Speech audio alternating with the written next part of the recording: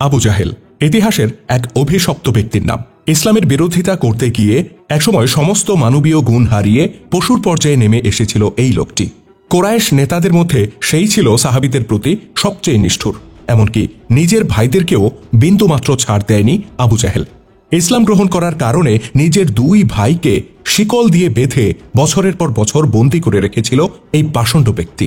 ভাইদের একজন হিজরত করে মদিনায় চলে গেলে সেখানে গিয়েও হাজির হয় আবু জাহেল।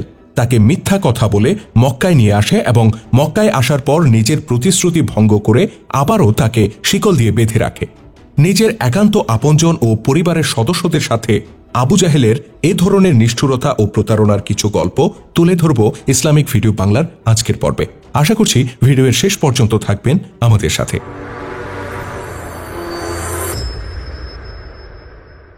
আবু জাহেলের আপন ভাইদের একজনের নাম ছিল সালামা ইবনে হিশাম। তাছাড়া আইয়াস ইবনে রাবিয়া নামে তার একজন সৎ ভাইও ছিল। কোনো অজানা কারণে ভাইদের মধ্যে এই সালামা ও আইয়াসের ঘনিষ্ঠতা ছিল সবচেয়ে বেশি। তারা দুজনে সবসময় একসাথে চলাফেরা করত এবং কাজকর্মও একসাথে করত।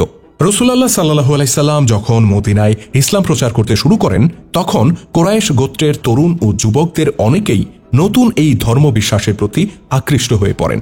তাদের মধ্যে অনেকে ইসলাম গ্রহণ করলেও নির্যাতনের ভয়ে তা প্রকাশ করার সাহস পেতেন না। গোপনে ইসলাম গ্রহণকারী এই যুবকদের মধ্যে অন্যতম ছিলেন সালামা রাদিয়াল্লাহু তাআলা আনহু ও আইয়াস রাদিয়াল্লাহু তাআলা আনহু। এদিকে তাদের বড় ভাই আবু জাহেল ছিল ওই সময় ইসলামের সবচেয়ে কট্টর বিরোধিতাকারী। কেউ ইসলাম গ্রহণ করেছে এমনটা জানতে পারলেই আবু জাহেল তার উপর চড়াও হতো। একদিন ঘটনাক্রমে আবু জাহেল জানতে পারে কাফেরদের আরেক সর্দার উতবা ইবনে রাবিয়ার পুত্র আবু হুযায়ফা রাদিয়াল্লাহু তাআলা আনহু ইসলাম গ্রহণ করেছেন। এটা জানার পর আবু জাহেল উতবাকে যাচ্ছে তাই ভাষায় অপমান করে এবং আবু হুযায়ফার উপর চড়াও হওয়ার চেষ্টা করে। উতবা যদিও কাফের ছিল, কিন্তু নিজের পুত্রকে এই অত্যাচারী আবু জাহেলের হাতে ছেড়ে দিতে সে রাজি ছিল না। সে উল্টো আবু জাহেলকে অপমান করে বলে, আগে নিজের ঘর সামলাও। তোমার দুই ভাই সালামা ও আইয়াস তারা দুজনে গোপনে ইসলাম গ্রহণ করেছে, তুমি তো কোনোই খবর রাখো না। আমার পুত্রের ব্যাপার আমার উপর ছেড়ে দাও আর তুমি তোমার ভাইদের ব্যাপারে মাথা ঘামাও। উতবার মুখে এমন কথা শুনে আবু জাহেলের মাথায় যেন আগুন ধরে গেল। তৎক্ষণাৎ তার নির্দেশে দুই ভাইকে পাকড়াও করা হলো। জিজ্ঞাসাবাদে তারা দুজনেই ইসলাম গ্রহণের কথা স্বীকার করলেন।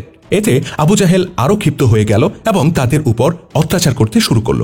দুই ভাইকে সে বেদম মারধর করে পায়ে শিকল পরিয়ে বন্দী করে রাখে। তাছাড়া পরিবারের লোকদেরকে বলে দেয় যেন এই দুইজনকে ক্ষুধা তৃষ্ণার যন্ত্রণা দিয়ে ইসলাম থেকে সরে আসতে বাধ্য করা হয়।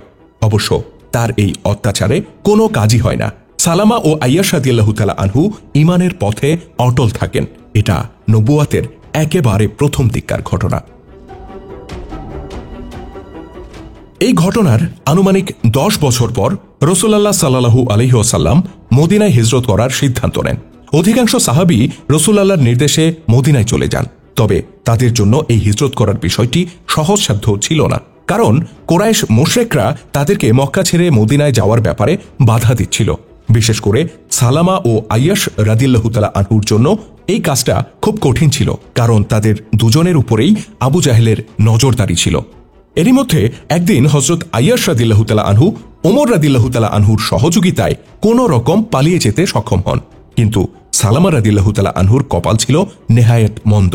তিনি কিছুতেই আবু জাহেলকে ফাঁকি দিতে পারেন না। আইয়াসের মতো সালামাও পালিয়ে যেতে পারে এই আশঙ্কা করে আবু জাহেল আবারও তার পায়ে শিকল পরিয়ে দেয়, আর আইয়াসকেও কিভাবে ফিরিয়ে আনা যায় সে ব্যাপারে মতলব আঁটতে থাকে। একদিন আবু জাহেলকে ওটের পিঠে চড়ে মদিনায় আসতে দেখা যায়। আইয়াস রাদিয়াল্লাহু তাআলা আনহু তাকে দেখা মাত্র ক্ষিপ্ত হয়ে ওঠেন এবং বলেন, তুমি এখানে কি করছো?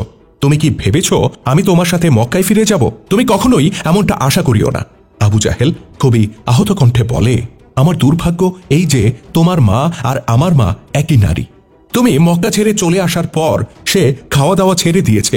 কসম করে বলেছে তোমাকে দেখার আগ পর্যন্ত সে কিছুই মুখে নেবে না, নিজের মাথায় চিরুনিও দেবে না, এমনকি রোদ থেকে বাঁচতে সে ছায়াতেও যাবে না। তুমি দ্রুত মক্কায় চলো, নইলে তাকে আমরা বাঁচাতে পারবো না। তোমাকে দেখার পর তার কসম পূর্ণ হয়ে গেলে তখন তুমি যা খুশি তাই করিও। মক্কায় থাকবে নাকি মদিনায় চলে আসবে এ ব্যাপারে আমি তখন তোমার উপর কোনো জবরদস্তি করব না। আবু জাহেলের মুখে এমন কথা শুনে আইয়াশ রাদিয়াল্লাহু তাআলা আনহু বেশ বিচলিত হয়ে পড়েন। তার পাশেই তখন উপস্থিত ছিলেন হযরত ওমর রাদিয়াল্লাহু তাআলা আনহু। তিনি আইয়াশকে সতর্ক করে বললেন, তোমার ভাই একজন ধূর্ত প্রকৃতির মানুষ, সে একজন বড়সড় প্রতারক, তোমার উচিত হবে না তার কথা বিশ্বাস করা। সে মিথ্যা কথা বলে তোমাকে মক্কায় নিয়ে যাবে আর বন্দী করে রাখবে। ওমর রাদিয়াল্লাহু তাআলা আনহু যেমনটা বললেন, আইয়াশ রাদিয়াল্লাহু তাআলা আনহু নিজেও তেমনটা আশঙ্কা করছিলেন। কিন্তু সন্তানের হৃদয় বলে কথা, মায়ের ব্যাপারে যখন তিনি এই কথাগুলো শুনলেন তখন নিজেকে আর স্থির রাখতে পারলেন না। বললেন, ওমর, আমি মক্কায় যাব, এতে আমার মায়ের কসমও পূর্ণ হবে আর আমি তার কাছ থেকে কিছু টাকা পয়সাও নিয়ে আসতে পারবো। তুমি তো জানো আমি আর্থিকভাবে এখন কতটা কষ্টে আছি। ওমর রাদিয়াল্লাহু তাআলা আনহু বললেন, আইয়াশ, তুমি যদি আশঙ্কা করে থাকো সত্যি তোমার মা এমন কসম করেছেন তাহলে তো আমার কিছুই বলার নেই, কিন্তু যদি তুমি টাকা পয়সার কথা বলো তাহলে আমি বলবো আমার যত টাকা আছে তুমি তার অর্ধেকটা নিয়ে যাও, তারপরেও মক্কায় যেও না। আইয়াশ রাদিয়াল্লাহু তাআলা আনহু বললেন, মায়ের কসমের ব্যাপারেই আমি বেশি উদ্বিগ্ন। তিনি সন্তানদের মধ্যে আমাকেই সবচেয়ে বেশি ভালোবাসেন, আমার জন্য তিনি এমন কসম করতে পারেন এটা অস্বাভাবিক নয়। ওমর বললেন, আমার মনে হয় তুমি তোমার ভাইয়ের ফাঁদে পড়েছ, তারপরও যদি তুমি যেতে চাও তাহলে আমি তো আর বাধা দেব না। তুমি আমার ওট সাথে করে নিয়ে যাও, যেন কোনো ষড়যন্ত্রের গন্ধ পেলে তার পিঠে চড়ে পালিয়ে আসতে পারো। অতঃপর আল্লাহর উপর ভরসা করে মক্কার পথে রওনা হয়ে যান আইয়াশ রাদিয়াল্লাহু তাআলা আনহু।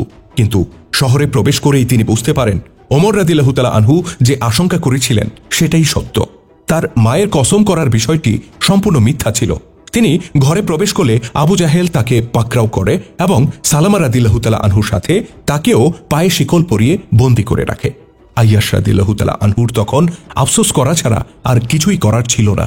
তিনি চিৎকার করে আবু জাহেলকে অভিশাপ দিতে থাকেন আর হযরত ওমরের কথা স্মরণ করে আফসোস করতে থাকেন, কেননা ওমর রাদিয়াল্লাহু তাআলা আনহু তাকে বারবার সতর্ক করেছিলেন। কিন্তু তখন আবু জাহেলকে অভিশাপ দিয়ে কিংবা ওমরের কথা স্মরণ করে কোনোই লাভ ছিল না। শ্রোতা দর্শক, হযরত আইয়াশ রাদিয়াল্লাহু তাআলা আনহু এবং সালামা রাদিয়াল্লাহু তাআলা আনহু কিভাবে এই বন্দী দশা থেকে মুক্তি পেয়েছিলেন এবং ইসলামের খেদমতে পরবর্তী জীবনে ভূমিকা রেখেছিলেন তা নিয়ে ইনশাআল্লাহ আমরা আলোচনা করব পরবর্তী কোনো ভিডিওতে। আমাদের ভিডিওগুলো নিয়মিত পেতে সাবস্ক্রাইব করুন আমাদের চ্যানেলে এবং ক্লিক করুন পাশে থাকা বেল আইকনে। ইসলামের গৌরবময় ইতিহাস নিয়ে নির্মিত ভিডিও চিত্র আমরা ধারাবাহিকভাবে তুলে ধরছি আমাদের চ্যানেলে। আপনি যদি নতুন হয়ে থাকেন তাহলে চ্যানেলটিতে সাবস্ক্রাইব করার অনুরোধ রইল। আর আজকের ভিডিওটি কেমন ছিল কমেন্ট করে জানাতে ভুলবেন না। যদি ভালো লেগে থাকে তাহলে অবশ্যই লাইক ও শেয়ার করে ছড়িয়ে দেওয়ার অনুরোধ রইল। আল্লাহ হাফেজ।